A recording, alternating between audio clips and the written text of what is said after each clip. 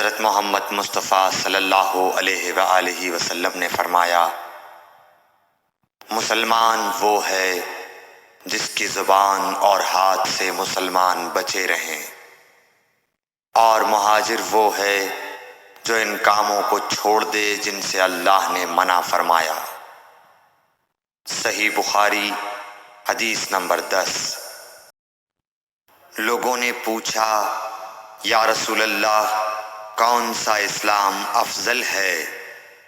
تو نبی صلی اللہ علیہ وسلم نے فرمایا، وہ جس کے ماننے والے مسلمانوں کی زبان اور ہاتھ سے سارے مسلمان سلامتی میں رہیں۔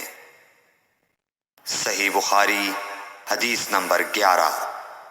ایک دن ایک آدمی نے حضرت صلی اللہ علیہ وسلم سے پوچھا کہ کون سا اسلام بہتر ہے؟